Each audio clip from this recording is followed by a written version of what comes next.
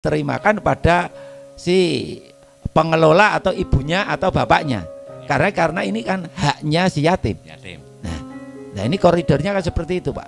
Barangkali Pak, ini bisa sebuah kejadian fenomena uang 100, 200 mungkin anak masih bisa untuk memanfaatkan beli sepatu untuk kebutuhan sekolah, buku, tas dan sebagainya. Tapi kalau sudah mencapai jutaan Pak, ini tidak ngokal ini loh Pak. Nanti akan disalahgunakan ini oleh faktor-faktor tertentu, faktor kan gitulah. Ini yang lurus yang betul bagaimana Pak? Jadi kita lihat alhamdulillah akhir-akhir ini dalam sebuah desa tidak hanya ya mungkin 1-2 desa itu kita melihat 100.000, 200.000 tidak ada masalah.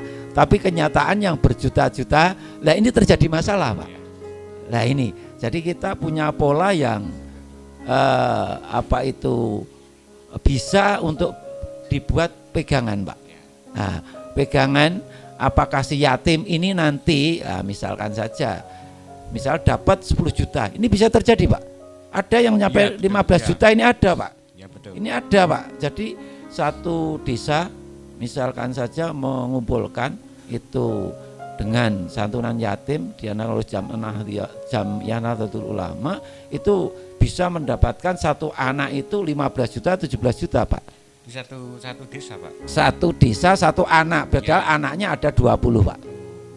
Nah itu sudah ratusan juta. Dan itu diterimakan itu anak asas manfaatnya bagaimana dengan hak anak itu sendiri.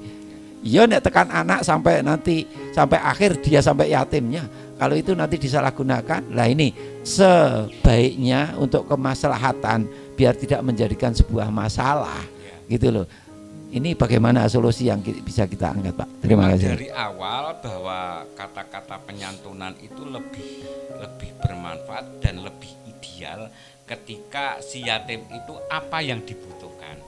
Tapi ketika berbicara masalah nominal, mosok sepatu sandal pengasih puluhan juta yang dikatakan Pak Kajib tadi bisa mengumpulkan satu orang anak yatim bisa menerima 10 juta bahkan 15, itu kan dari pihak yang menyantuni apabila itu dikelola Pak, bisa didistribusikan untuk sebagai bekal ibaratnya kayak beasiswa.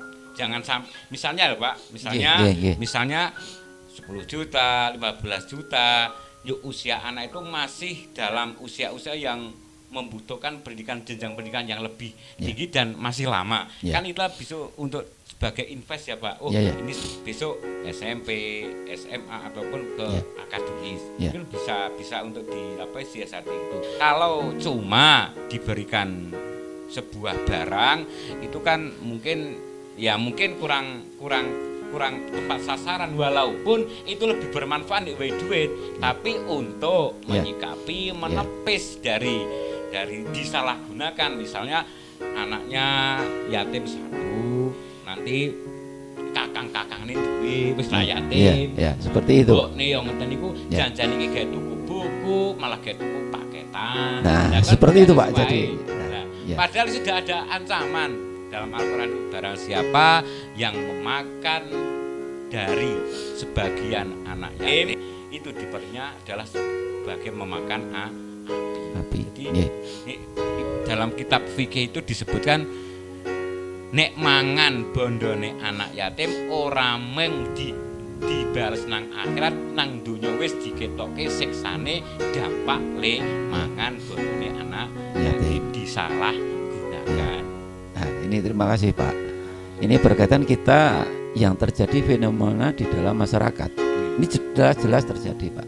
Misalkan satu rumah, satu rumah punya anak 4, yang yatim 1, lungsuran yatim ada 3 Pak. Ex yatim, lungsuran yatim, mantan yatim. Nah ini jelas akan terjadi kecemburuan Pak.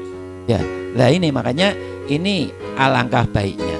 Nah ini alangkah baiknya karena termasuk itu memakan harta anak yatim, karena itu haknya anak yatim meskipun itu dia adalah adiknya, kan gitu. Ada darah. Lah makanya ini alangkah baiknya. Lah ini untuk pentasarupan ini apakah dibuatkan buku tabungan atau apa kan seperti itu Pak. Jadi solusi. Terobosan atas anak yatim itu sendiri yang masih status yatim. Jadi nanti dari pihak kita mungkin lebih baik memang untuk diorganisir Pak, lewat organisasi tertentu, dikelola. Jadi nanti dibuatkan sebuah rekening dengan atas nama kan anak tersebut, karena masih di bawah, kita kembali kepada pengelolaan anak di bawah umur, itu kan masih dalam lindungan karena orang tua. Nah nanti kan kebutuhan artinya kebutuhan anak itu masih bisa dikendalikan lewat buku rekening, mungkin semacam itu Pak. Lebih amannya dan tepat sasarannya. Tepat sasaran Jadi kita bukan suudon kepada ibunya, bukan, karena itu memang sebuah kebutuhan pada anak yatim, dan itu malah justru meringankan kebutuhan anak yatim, kan seperti itu Pak. Nah ini jadi yang perlu kita sampaikan berkaitan dengan fenomena yang terjadi di dalam masyarakat Pak. Jadi untuk santunan-santunan seperti ini kita akan bisa memahami dengan lebih teliti. Yang kedua Pak, nah ini yang kedua, kita melihat kenyataan santunan anak yatim. Nah ini lebih etis. Nah kita lebih etis atau lebih dalam kata beradab, beradab, kita menghargai anak yatim. Ini santunan anak yatim, kadang-kadang orang kan menginginkan adanya santunan anak yatim dipanggungkan, diundang kan gitu, diundang terus nanti kita panggungkan, terus nanti kita dari donatur atau yang penggalang dana nanti akan mengelus-elus, dalam bahasanya mengelus-elus dari kepala. Lah ini atau ada dua hal Pak, atau ini lebih arif, diberikan begitu, diberikan kalau memang ada seremonial, diberikan sebelum anak tersebut diundang dalam panggung. Nah ini, jadi ini untuk mengantisipasi hal-hal ini yang terbaik. Nah ini yang lebih mengena dan lebih manfaat itu yang mana, kan itu. Jadi apakah itu nanti akan diseremonialkan di panggung karena merasa yang donatur, aku nek orang ngemek bocah yatim ora marem, kan bahasa ada Pak seperti itu. Nah kita nanti selaku panitia apa cukup kita berikan nanti misalkan 10 Muharram yang akan terjadi besok kan pas malam Jumat. Nah ini malam Jumat berkah, Jumat Kliwon sekalian. Nah ini kan luar biasa. Nah ini kan luar biasa. Nah ini kita mencoba membuat asas manfaat dan ketenangan, kenyamanan dalam masyarakat diberikan sebelum manggung, dipanggungkan, atau pas dengan acara pemanggungan ini Pak. Monggo, terima kasih. Sudah tangkap arah pertanyaan dari Pak Najib. Dan memang dengan berjalannya waktu sekarang, kalau dulu cuma tanpa ada seremonial, sembunyi-sembunyi Pak. Itu tergantung Pak, kalau menurut saya tergantung dari subjeknya. Artinya gini, jangan kita langsung menganggap negatif kalau ada seremonial, itu pamer. Betul Pak, betul. Pamer bisa mosok kelangan bapaknya kita le dilusun ndak remah keronto-ronto. Betul sekali Pak. Tapi di sudut pandang yang lain itu bahwa ketika dalam Al-Qur'an fa'amma binikmati rabbika fahadits, ketika kita mempunyai sebuah kenikmatan, lebih ideal Allah menyukai ngetokke kenikmatan ini. Jadi ketika kita memang itu adalah sedekah yang siriyah, aku tak nanggon. Ya idealnya ya tetap saya hadir di rumahnya, di rumahnya si yatim. Itu lebih, itu ya juga utama. Tapi di sisi lain kalau kita ini sebagai seorang pendakwah, supaya wong-wong ke bene melu katut dengan animo masyarakat, wah dene kae anu. Lah dengan hatinya kita, aku tak ngetokke ngono iki supaya wong-wong ke ben melu trenyuh katut tahun sesuk bene melu ngono iki niku boleh. Gitu, artinya Pak. Kita kembali pada niat kita. Aku arek pamer apa ora. Tapi nek ana pamer sithik tapi kok sing napa sing do mengikuti do melu nyontok, niku insyaallah semakin siarnya ada. Pamer bermanfaat itu. Walaupun ada di pamernya, kita tidak bisa tidak pamer. Itu manusia itu jarang sekali kalau bukan wali ya. Kalau wali itu apapun aktivitas pasti mungkin muncul besar itu ada egonya tetap ada. Egonya ada bintik-bintik panennya ada. Ya. Tapi dengan harapan nanti ketika kita menggunakan sebuah seremonial, nanti orang lain tahu, lewat media medsos juga tahu, dan harapannya orang-orang yang tahu itu bisa mengikuti jejak-jejak yang baik. Walaupun diawali dengan katanya ya rada pamit sithik, tapi kan apa itu endingnya tujuannya kita supaya wong-wong ini menyadarkan manusia gitu yang belum sadar gitu Pak. Ya, saya kembali lagi, artinya semua itu kembali pada niat pelakunya gitu. Pelakunya. Walaupun tadi ya lu apik itu kok mosok mek wae 200.000 dadak dipanggungke ling nguyet ngasih walah apa uyeng-uyeng ngasih mabul-mabul ya ampun ngoten niku. Dan itu enggak malah kerontor-rontor. Nah, idealnya itu sowan apa hadir di tempatnya si yatim dan minta doanya di situ. Nanti besok syukuran yo pamongan sok nang kono kae tapi ditulis dhewe. Iya, betul. Nah, terima kasih Pak. Karena juga kita ada dua hal yang berkaitan dengan tadi teknik pelaksanaan. Memang betul Pak, kalau kita berikan itu dalam bentuk sebelum pelaksanaan, itu juga kita selaku kalau di panitia Pak, sebagai rasa tanggung jawab, juga ada laporannya, juga kita bisa akan melihat secara langsung kondisi yatim itu di rumahnya seperti apa, tempat tidurnya seperti apa, punya ruang tamu atau tidak, terus bagaimana kondisinya. Lah ini akan lebih mengena Pak. Jadi kita sebagai pentasaruf juga akan lebih memahami, oh ternyata si A, si B dan si C ini akan berbeda-beda. Ini juga akan bermanfaat Pak. Ya, itu juga saya sepakat sekali karena kita juga akan memberikan dampak yang positif. Jadi memang di samping kita mentasarufkan dari soan ke rumah, dari pintu ke pintu, kata Ebit dari pintu ke pintu. Nah, kita juga mengundang dalam rangka tasakuran itu tadi Pak. Nah ini juga tema hal ini perlu kita kemas Pak. Jadi kita berikan santunan pentasarufan di rumah yatim atau yatimah tadi. Terus nanti kita undang dalam hal ini bukan dalam hal santunan pemberian, akan dalam hal tasyakuran dalam rangka 10 Muharram ini ya Pak ya. Nah ini. Di sisi lain kan Pak, ketika nanti sudah sentralkan dalam sebuah tempat, itu ada nilai kedekatan di antara yatim satu yang yatim lain. Nah, saling mengenal. Mungkin itu ranah desa atau kecamatan yang tadinya tidak kenal. Nah itu ada semacam setelah diberi nanti ada syukuran bersama-sama, ada nilai kedekatan di antara status yatim-yatimnya tadi. Terima kasih Pak. Terima kasih, ini berkaitan dengan bincang kita, berkaitan dengan Hari Anak dan sekaligus posisi keutamaan Muharram, kaitannya dengan santunan anak yatim Pak. Ini berkaitan masih dengan koridor anak Pak ya. Nah ini secara umum kita tadi Pak Aziz sudah mengemukakan kaitannya dengan masalah hijriah. Nah ini Pak, ini yang perlu kita juga lengkapi Pak dalam pembicaraan dalam siang kali ini. Kaitannya dengan hijrah itu kan adanya sebuah perubahan. Perubahan dari hal yang negatif kepada hal yang positif. Dari kemarin barangkali kita ngamal 100 rupiah jadi 200 rupiah. Ini juga bisa dikatakan hijrah Pak ya? Ya betul. Nah, ini peningkatan. Ada peningkatan. Ya, peningkatan dalam hal amaliyah seseorang. Nah ini yang perlu kita sampaikan. Ini juga mohon nanti perilaku kita selaku orang tua. Betul. Nah, selaku orang tua akan memberikan contoh. Nah, kan gitu Pak. Jadi memberikan contoh pada anak-anak tadi. Kita kembali kepada teks tema kita Hari Anak dan kita pentasarufan yatim. Lah, perilaku orang tua secara tidak langsung menjadi contoh. Nah, tidak hanya memberi, tapi menjadi contoh. Kita tahu persis.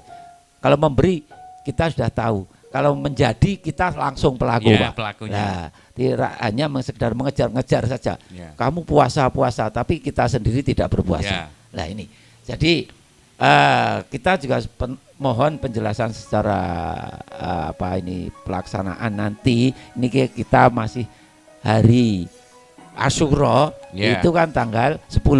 Nah ini kategori tasu'ah Pak. Nah ini. Jadi kalau tidak salah, kalau kita orang Islam, kalau hanya puasa di hari Asyura, tidak ada bedanya kita dengan amaliyah orang Yahudi. Nah, Ini dasar taksuah ini Pak, mohon untuk dijelaskan sekalian pada pendengar pemirsa. Nanti kita selaku orang tua, nah kita berikan taksuah, niat sholat, niat untuk kita puasa taksuah dengan nanti 10 Muharram. Dan kebetulan ini juga kita nanti menambah amal kita selaku orang tua. Kebetulan tasuah juga hari Kamis Pak. Ya sudah terbiasa hari Senin Kamis. Lah nanti niatnya double piye iki? Aku ngelakoni tasuah karo arek lakoni Senin Kamis. Nah ini perlu kita kita pipirkan, kita berikan acuan. Semoga nanti kita melakukan sesuatu itu ada ilmunya Pak. Biar ada manfaat. Terima kasih monggo Pak Haji.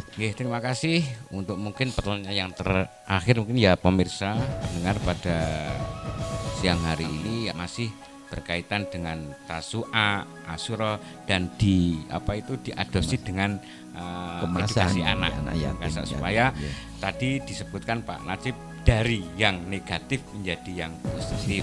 Anak itu bukan sebagai objek tapi untuk sebagai penerus daripada orang tua. Jangan sampai orang tua cuma bisa memberi tapi tidak bisa menjadi memberi contoh. Orang tua bisa, tapi kalau menjadi itu memang sebuah tanggung jawab yang besar sebagai subjeknya.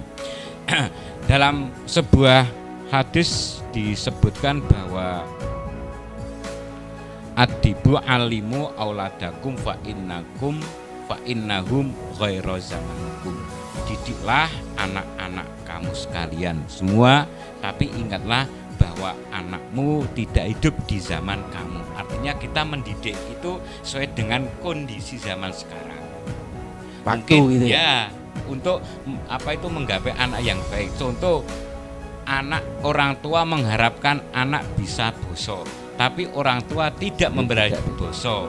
Walaupun itu anaknya, tapi Bapak pendeknya kan itu adalah perilaku langsung gitu anak, ya. Tapi kan mencontohnya supaya nanti biasanya anak itu kalau dipancing bos, nanti anak bisa mbosoni wong tua. Tapi nek wong tua karo anak walaupun anak aku mosok aku boso karo anak, bukan masalah boso karo anak, tapi mendidik supaya tiru yang angel ngendiko Pak. Jadi imitasinya gitu Pak. Ya. Bahkan perlu diketahui Pak sebelum saya jawab tadi masalah tasu'a, bahwa kadang anak durhaka kepada orang tua itu salah satu disebabkan oleh orang tua sendiri. Misalnya Pak, contoh pulang dari sekolah di kampung, baru nguculi sepatu, nguculi tas, kok langsung aku diarit ke pedes kae. Bali sekolah kok kon ngarit. Anak kan langsung spontan iso kesel Pak. Padahal jawaban kesel itu nuduke wani karo wong tuwa. Wala ufil. Nanti kan jangan berkata hus dan sebagainya. Nah itu kan kadang orang tua tidak disadari beraninya anak disebabkan orang tua itu sendiri. Sehingga Imam Malik itu tidak pernah akon karo anake Pak. Alwong nyewa. Sebab aku nek akon karo anake kok ragil berarti anakku wani karo aku. Aku rasanya nek duwe anak wani karo aku. Aku alu wong akon-akon mbayar karo wong. Nek mbayar kan ra apa-apa Pak. Berarti memanjakan anak itu. Jadi itu adalah salah satu yang perlu kita cermati, perlu kita tarik sebuah pelajaran. Jangan sampai orang tua itu cuma bisanya memvonis anak karo wani wong tua, tapi harus bisa berintrospeksi. Sebab anak wani karo wong tua kadang disebabkan sebab ucapane wong orang tua sendiri ya. Itu perlu dicari. Yang kedua masalah tadi tasu'a, memang dalam di sebuah hadis disebutkan bahwa untuk membedakan dengan orang Yahudi itu puasanya tasu'a dan Asyura hari tanggal 9 dan tanggal 10. Itu memang banyak besar sekali. Bukan hanya puasanya toh, amal ibadah yang dilakukan di bulan-bulan 10 yang awal itu memang luar biasa. Sebab kita menyadari bahwa bumi diciptakan ya di bulan Asyura, Nabi diselamatkan, Nabi Nuh juga itu adalah untuk kita mengupas flashback sejarah-sejarah Nabi kita. Pemirsa, pendengar, tidak terasa waktu sudah menunjukkan sudah siang dan sudah lama kita mengudara dengan harapan walaupun lama harapan kami juga banyak ada manfaatnya. Baik dari diri sendiri saya, Bapak Haji Najib, ataupun pada pemirsa dan pendengar setiap podcast FKBI Borobudur Menyapa. Demikian yang dapat kami sampaikan, kurang lebihnya kami selaku yang mengisi acara podcast pada siang hari ini banyak kesalahan, mohon maaf yang sebesar-besarnya. Kami akhiri, wassalamualaikum warahmatullahi wabarakatuh.